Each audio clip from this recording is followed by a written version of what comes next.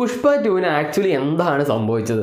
ഞാൻ Pushpa 2 release ആകുന്നതിനൊരു 2-3 days മുന്നേ ഒരു വീഡിയോ ചെയ്ത സമയത്ത് ഞാൻ പറഞ്ഞിട്ടുണ്ടായിരുന്നു ഈ സിനിമയ്ക്ക് ലെങ്ത് കൂടുതലായിരിക്കും, അതുകൊണ്ട് സിനിമ കുറച്ച് ലാഗ് ആവാനുള്ള ചാൻസ് ഉണ്ട് എന്നുള്ളത്. അപ്പം ആ ഒരു ലാഗ് അല്ലെങ്കിൽ ആ ഒരു ലെങ്ത് കൂടുതൽ കാരണം കൊണ്ടല്ല, അന്ന് കുറേ പേര് വന്ന് പറഞ്ഞിട്ടുണ്ടായിരുന്നു RRRും സെയിം ലെങ്ത് ആക്കിയാണ് സിനിമയ്ക്ക്, പക്ഷെ അത് ലാഗ് ഇല്ലായിരുന്നു എന്നുള്ളത്. സിനിമ കണ്ടു കഴിഞ്ഞപ്പോൾ എനിക്ക് തോന്നിയത് എന്താണെന്ന് വെച്ച് കഴിഞ്ഞാൽ പുഷ്പ RRR നമ്മളുടെ മെയിൻ വ്യത്യാസം എന്ന് വെച്ചാൽ സ്റ്റോറിയാണ്. പുഷ്പയിൽ ഒരു 2.5 മണിക്കൂറിൻ്റെ സ്റ്റോറിയേ ഉണ്ടായിരുന്നുള്ളൂ, അതിനെ വലിച്ചു നിർത്തിയിട്ടാണ് ഈ 3.5 മണിക്കൂർ ആക്കി വെച്ചത്. അല്ലാതെ ഇതിൽ ഈ സ്റ്റോറി ഇല്ല എന്നുള്ളത് കാരണം, നല്ലൊരു വില്ലൻ ഇല്ല എന്നുള്ളൊരു കാരണം, എന്തൊക്കെയോ കാട്ടിക്കൂട്ടി ഈ ക്ലൈമാക്സിലേക്കൊക്കെ വരുന്ന സാധനം പാസമാണ്. ആക്ച്വലി പലരും നെഗറ്റീവ് കമൻറ്റ് റിവ്യൂ പറഞ്ഞിട്ടുണ്ടെങ്കിലും ഈ ക്ലൈമാക്സിലേക്ക് ലീഡ് ചെയ്യുന്ന സാധനം പാസമാണെന്ന് ഞാൻ അറിഞ്ഞിട്ടുണ്ടായിരുന്നില്ല സിനിമ കാണുന്നത് വരെ. ഈവൻ ഞാൻ സിനിമ റിലീസായിട്ട് 1 വീക്ക് കഴിഞ്ഞിട്ടാണ് കാണുന്നത്. എന്നിട്ടും ഇത്രയും ദിവസമായിട്ടും ഞാൻ ഈ ഒരു പാസമുണ്ട് എന്നുള്ളത് ലിറ്ററലി ഞാൻ അറിഞ്ഞില്ല എന്നുള്ളതാണ്. പിന്നെ ആ ഒരു ക്ലൈമാക്സ് ഫൈറ്റിൻ്റെ കാര്യത്തെ പറ്റിയിട്ട് പറയാതിരിക്കുന്നതാണ് നല്ലത്. അപ്പം ഇതിനൊരു തേർഡ് പാർട്ടുണ്ട്, റാംപേജ്. പുഷ്പ ദ റാംപേജ് എന്ന് പറയുന്നൊരു സിനിമ ഉണ്ടെന്ന് പറയുന്നുണ്ട്. എനിക്ക് തോന്നുന്നില്ല വർക്കാവുമെന്ന്, എനിക്ക് തീരെ തോന്നുന്നില്ല. കാരണം ഇതൊരു ബ്രഹ്മാണ്ഡ സിനിമ. ഇപ്പം പുഷ്പ 1ഉം പുഷ്പ 2ഉം കമ്പയർ ചെയ്യുകയാണെങ്കിൽ ഐ ഓൾവേസ് ചൂസ് പുഷ്പ 1. അതാണ് കുറച്ചും കൂടെ ബെറ്റർ, കുറച്ച് സ്റ്റോറി ഉണ്ടെന്നെങ്കിലും പറയാം. ഈവൻ ആ ഒരു ഫഹദിൻ്റെ ക്യാരക്ടറിനെ ഇതിനകത്ത് കാണിച്ച് നശിപ്പിച്ച് കോമാളിയാക്കി വെച്ചിട്ടുണ്ട്. ആ ഒരു ഫസ്റ്റ് സിനിമയിൽ ആ ഒരു ക്യാരക്ടറിനെ ബിൽഡ് ചെയ്തുകൊണ്ടൊരു സാധനമുണ്ട്. ഞാൻ വിചാരിച്ചത് ഈ സിനിമയിൽ ഒരു നായകനും വില്ലനും കട്ടയ്ക്ക് നിൽക്കുന്നു, അങ്ങനെയൊക്കെ ആയിരുന്നല്ലോ പറച്ചിൽ.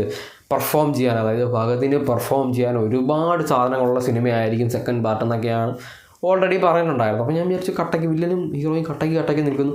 ഈവൻ ട്രെയിലർ വന്ന സമയത്ത് ജപ്പാനിൽ പേടി, സിംഗപ്പൂരിൽ പേടി, അങ്ങനെ അവിടെ ഇവിടെ കിടന്നടി ഒക്കെ ഈ ട്രെയിലറിൽ കണ്ട സാധനം പോലും അല്ല സിനിമയിൽ കണ്ടത് എന്നുള്ളതാണ് അതാണ് എനിക്ക് ഏറ്റവും ഡിസപ്പോയിൻമെൻ്റ് ആയിട്ട് തോന്നിയത്. ഒരു കൊമേഴ്ഷ്യൽ സിനിമ എന്നുള്ള രീതിയിൽ നോക്കുകയാണെന്നുണ്ടെങ്കിൽ 2.5 മണിക്കൂറായിരുന്നു ഈ ഒരു സിനിമ എന്നുണ്ടെങ്കിൽ എനിക്ക് കുറച്ചും കൂടെ സിനിമ ഇഷ്ടപ്പെട്ടേനെ. ഇത് 3.5 മണിക്കൂറുണ്ട് സിനിമ. സെക്കൻഡ് ഹാഫൊക്കെ കഴിഞ്ഞ് കുറച്ച് കഴിഞ്ഞപ്പോഴത്തേക്ക് സിനിമ വലിച്ചു നീട്ടലായി തുടങ്ങി. ആ ഒരു സാരി ഉടുത്തുള്ളൊരു ഫൈറ്റ് ഉണ്ട്, അതിന് ശേഷം സിനിമ കുറച്ച് വലിച്ചു നീട്ടും. പ്രത്യേകിച്ചൊന്നും കാണിക്കാനില്ല എന്നുള്ളതാണ്. മെയിൻ ഇവൻറ്റ്സ് എല്ലാം കഴിഞ്ഞു, അതായത് ഭഗതുമായിട്ടുള്ള, അതായത് മെയിൻ വില്ലനുമായിട്ടുള്ള ഇവൻറ്റ്സ് എല്ലാം കഴിഞ്ഞു, അതെല്ലാം സെറ്റപ്പായിട്ട് ചെയ്ത് തീർക്കുന്നു. അതിനുശേഷം ഇനി എന്ത് കാണിക്കും എന്നുള്ള സമയത്ത് ഈ ഒരു പാസം കൊണ്ടുവന്നിട്ട് അതിനൊരു വലിയ ഇഷ്യൂ ആക്കുന്നു. അടുത്തൊരു സിനിമയ്ക്ക് വേണ്ടിയുള്ള ത്രെഡ് അതിനകത്ത് നിന്ന് കൊണ്ടുവരുന്നു. അതാണ് എനിക്ക് ഒട്ടും മറക്കാവുന്നത്. അതുവരെ സിനിമ ഓക്കെ ആയിരുന്നു. ഈ ഭഗതുമായിട്ടുള്ള ആ ഒരു സാധനം ഉണ്ടല്ലോ, ആ 2 വില്ലനും നായകനുമായിട്ടുള്ള സാധനമൊക്കെ ഉണ്ടല്ലോ, അതൊക്കെ പിന്നെയും കുഴപ്പമില്ല. ഈവൻ ആ ഒരു ക്യാരക്ടറിനെ നശിപ്പിച്ചു, ഓക്കെ അത് പോട്ട്, എന്നാലും നമുക്ക് കണ്ടിരിക്കാൻ പറ്റുവാണ്. പിന്നെ ഈ പാസവും ഈ ഒരു ക്ലൈമാക്സിലൊരു കാലും കൈയും കെട്ടിയിട്ടൊരു അടിയുണ്ട്. എൻ്റെ പൊന്നെ, എന്ത് വെറുപ്പിലാണിത് സത്യം പറഞ്ഞാൽ. എന്ത് നല്ല രീതിയിൽ വെറുപ്പിച്ചിട്ടുണ്ട് ആ സാധനം. അതെനിക്ക് ഒട്ടും ഇഷ്ടപ്പെട്ടില്ല എന്നുള്ളതാണ്. പിന്നെ ഈ ഒരു തേർഡ് പാർട്ടിന് വേണ്ടിയിട്ടുള്ള ഡെയിലൻ്റൊക്കെ കൊടുത്തതൊക്കെ വെറും ശോകം, വെറുതെ. അതായത് ഒരു സിനിമയും കൂടെ, ഇപ്പം മറ്റേ സീക്വലിൻ്റെ കാലമാണല്ലോ. നിങ്ങൾ ഈ വർഷം നോക്കിക്കഴിഞ്ഞാൽ, ഈ വർഷം ഇറങ്ങിയ ഹോളിവുഡ്, ബോളിവുഡ്, ഈവൻ തെലുങ്ക്, തമിഴ് എല്ലാം നോക്കിയാലും എല്ലാത്തിനും സീക്വൽ അല്ലെങ്കിൽ പ്രീക്വൽ. അല്ലാണ്ട് ഒരു സിനിമയിൽ നിർത്തുന്ന പരിപാടികളൊക്കെ ഇവർ നിർത്തി. ഈ സിനിമാറ്റിക് യൂണിവേഴ്സുകൾ കണ്ടു, ഇപ്പോൾ മാർവൽ, DC പോലുള്ള സിനിമാറ്റിക് യൂണിവേഴ്സുകൾ എന്നാൽ നമുക്ക് ഒരു സിനിമാറ്റിക് യൂണിവേഴ്സ് ഉണ്ടാക്കാം എന്നുള്ള രീതിയിലാണ് ഇപ്പോൾ പലരും നോക്കുന്നത്. ഈ പുഷ്പ എന്ന് പറയുന്ന സിനിമ ഒരു ഇൻഡിവിജ്വൽ സിനിമ, ഒറ്റ സിനിമയിൽ തീർക്കേണ്ട സിനിമയാണ്. ഇതിന് സെക്കൻഡ് പാർട്ട് കൊണ്ടുവന്നു, ഓക്കെ, ഇതിൽ നിർത്തിക്കൂടെ? ഇനി ഇതിനൊരു 3ാമത്തെ പാർട്ട്, അതും എൻ്റെ പൊന്നെ ആ ഒരു റീസണൊക്കെ നിങ്ങൾ കാണണം. വെറുതെ അതായത് വില്ലനായിട്ടുള്ള സാധനങ്ങൾ കഴിഞ്ഞല്ലോ, അടുത്ത ഒരു സിനിമയ്ക്ക് വേണ്ടിയുള്ള കഥ വേണം. അതിനു വേണ്ടിയിട്ടൊരു പുതിയ വില്ലനെ ഉണ്ടാകാൻ വേണ്ടി ഒരു കാര്യമില്ലാതെ വഴിയെ പോയമാർ ഇങ്ങോട്ടൊന്ന് ചൊറിഞ്ഞിട്ട് ഒരടി ഉണ്ടാക്കുന്നു, ആ പ്രശ്നം സോൾവ് ചെയ്ത് വിടുന്നു. അത് കഴിഞ്ഞിട്ട് ഇവന്മാർ ഒരു കാര്യമില്ലാതെ പുഷ്പയുടെ മറ്റേ ആ ചേട്ടൻ്റെ മോളെ പിടിച്ചോണ്ട് പോകുന്നു. എൻ്റെ മോനെ എന്തൊക്കെയാണ് കാണിച്ചു വെച്ചിട്ടുള്ളത്? എൻ്റെ പൊന്ന് സുകുമാരനാണ്, നിങ്ങൾ എന്താണ് ഉദ്ദേശിച്ചത്? അടുത്ത സിനിമയിൽ ഇനി ഇപ്പം ഇവിടെയുള്ള കുറച്ച് പ്രശ്നങ്ങളാണ്, ഇനി അടുത്തൊരു പ്രശ്നം ഉണ്ടാക്കുന്നു, ഇനി ഇത് വീണ്ടും കൊണ്ടുവന്നു, പിന്നെ 4 ആവുന്നു, 5 ആവുന്നു. അത് കഴിഞ്ഞിട്ട് പുഷ്പയ്ക്ക് കൊച്ചുണ്ടാവുന്നു, പുഷ്പയുടെ കൊച്ചു ഇനി വളർന്നു വരുന്നു, അത് അടുത്ത സിൻഡിക്കേറ്റ് ആവുന്നു, ഇനി ഒരു ഇൻ്റർനാഷണൽ ലെവലിലേക്ക് പോകുന്നു. എന്താണ് ഉദ്ദേശിക്കുന്നതെന്ന് എനിക്ക് മനസ്സിലാവുന്നില്ല. ഈ ഒരു കാര്യങ്ങളൊക്കെ കൊണ്ടാണ് സിനിമ എനിക്ക് വർക്കാവാഞ്ഞത്. ഒരു 2.5 മണിക്കൂറാണെന്നുണ്ടെങ്കിൽ സിനിമ ഈസ് പെർഫെക്റ്റ് ആയിരുന്നു എന്ന് എനിക്ക് തോന്നി. പിന്നെ എടുത്തു പറയേണ്ടത് രാഷ്മിക മന്ദാനയാണ്. പുള്ളിക്കാരി സിനിമ റിലീസാവുന്നതിന് മുമ്പ് ഈ ഒരു സിനിമയിൽ നാഷണൽ അവാർഡ് പുള്ളിക്കാരി കിട്ടും എന്നൊക്കെ പറഞ്ഞിട്ടുണ്ടായിരുന്നു. എന്തിന്? ഓൾറെഡി പുഷ്പ 1 പോലും അത്രയും റോൾ ഇതിനകത്ത് ഇല്ല എന്നുള്ളതാണ്. പിന്നെ ആ ഒരു ക്യാരക്ടറിൻ്റെ ഒരു ഇതുണ്ടല്ലോ, ഫസ്റ്റ് വെച്ച് നോക്കുമ്പോൾ കുറച്ചും കൂടെ ബെറ്റർ ആയിട്ടുണ്ട്. ആദ്യത്തതിൽ ഇതായിരുന്നു. ഇപ്പോൾ കല്യാണം കഴിച്ചിട്ടുണ്ട്. പിന്നെ പലരും ആ ഒരു മറ്റേ പുഷ്പയും അവളുമായിട്ടുള്ള ഒരു സാധനമുണ്ട്, അതായത് എപ്പോഴും ഭയങ്കര ഫീലിങ്സ് ആണെന്നുള്ളതാണ്. സ്വന്തം ഭാര്യയും ഭർത്താവും കൂടെയുള്ള കിടപ്പുറയിലെ രംഗങ്ങൾ നിങ്ങൾ വേറെ എന്താണ് വേണ്ടത്? അതൊന്നും പറഞ്ഞിട്ട് കാര്യമില്ല, അതൊക്കെ ഓക്കെയാണ്. പക്ഷേ അല്ലാണ്ട് ആ ഒരു ക്യാരക്ടർ ശ്രീവള്ളിക്ക് വേറെ ഒന്നും ഇല്ല എന്നാണ് എനിക്ക് തോന്നിയത്. പ്രത്യേകിച്ച് അഭിനയിക്കാന്നല്ലേ, ഇടയ്ക്ക് വരുന്ന പുഷ്പയായിട്ടൊരു സീൻ കാണിക്കുന്നു, അല്ലെങ്കിൽ പുഷ്പ എന്തൊക്കെ കാണിക്കുന്നു, അതൊക്കെയാണ്. അല്ലാണ്ട് എനിക്ക് ഏറ്റവും വിഷമം തോന്നിയത് എന്താണെന്ന് ഞാൻ പറയട്ടെ, ഫഹദിൻ്റെ ക്യാരക്ടറിനെ ഇങ്ങനെ നശിപ്പിച്ച് കോമാളിയാക്കി. ഫഹദ് ഓൾറെഡി പറഞ്ഞിട്ടുള്ള കാര്യമാണ്, ഇതുകൊണ്ട് പുള്ളിക്കാരനൊന്നും പ്രത്യേകിച്ചൊന്നും ഉണ്ടായിട്ടില്ല എന്നുള്ളത് സത്യമാണത്. ഇനി ആ ഒരു ക്യാരക്ടറിനെ കൂടെ അടുത്ത സിനിമയിൽ തിരിച്ചു കൊണ്ടുവരുന്നതെന്നാണ് എനിക്ക് പറയാനുള്ളത്. വൻ ബോറിങ് ആയിരിക്കും അങ്ങനെയാണെന്നുണ്ടെങ്കിൽ.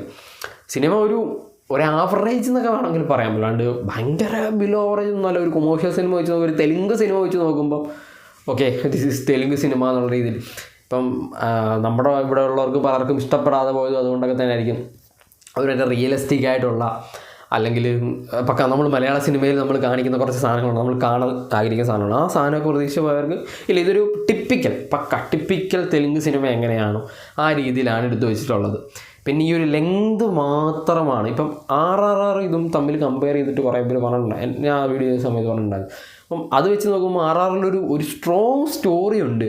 അതായത് ഈ 3.5 മണിക്കൂറും, അതായത് ഒരു സ്റ്റോറി തുടങ്ങി എൻഡ് ചെയ്യുന്നുണ്ട്. ഇതിൻ്റെ ഒരു സെക്കൻഡ് ഹാഫ് സ്റ്റാർട്ട് ചെയ്ത് കുറച്ച് കഴിയുമ്പോഴേ ആ ഒരു മെയിൻ സ്റ്റോറി എൻഡ് ചെയ്തു. പിന്നെ അടുത്തൊരു സാധനം ഉണ്ടാക്കിക്കൊണ്ട് വരികയാണെന്നുള്ളതാണ്. ഒരു സ്റ്റോറി എൻഡ് ചെയ്ത് ഒരു വില്ലനെ അവസാനിപ്പിച്ച് അത് കഴിഞ്ഞ് ഇനി പുതിയ വില്ലനെ ഉണ്ടാക്കിക്കൊണ്ട് വരികയാണ് അടുത്തൊരു സിനിമയ്ക്ക് ഉണ്ട്. അങ്ങനൊരു സാധനമൊക്കെ ആയതുകൊണ്ടാണ്. മറ്റേത് അങ്ങനെയല്ല. മറ്റേത് ആ ഒരു ഫൈനൽ ഒരു 30 മിനിറ്റ്സൊക്കെ ഗംഭീരമാണത്, വേറെ റേഞ്ചൊക്കെ ആയിരുന്നു. ഇതിൻ്റെ ആ ഒരു പ്രധാന പ്രശ്നം എനിക്കിതൊക്കെയാണ് ഫീൽ ചെയ്തത്. ഒരു ആവറേജ് സിനിമ, അതിൽ താഴെയൊന്നുമില്ല. ഇപ്പം സിനിമയ്ക്ക് 1000 കോടിയാണ്, ഫാസ്റ്റസ്റ്റ് 1000 crore ആണ് ഈ ഒരു സിനിമ എന്നാണ് പറയുന്നത്. 1000 കോടി കേരളത്തിൽ കളക്ഷനേ ഇല്ല. ഞാൻ സിനിമ കാണാൻ പോകുന്ന സമയത്ത് മാക്സിമം ഒരു 25 പേരെന്തോ ഉള്ളായിരുന്നു, തിയേറ്റർ കാലിയായിരുന്നു.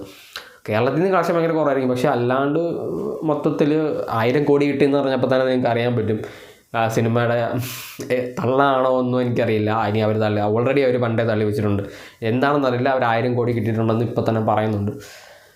അടുത്തൊരു 3rd പാർട്ട് ദയവ് ചെയ്ത് ഇറക്കരുതെന്നൊരു റിക്വസ്റ്റ് എനിക്കുണ്ട്.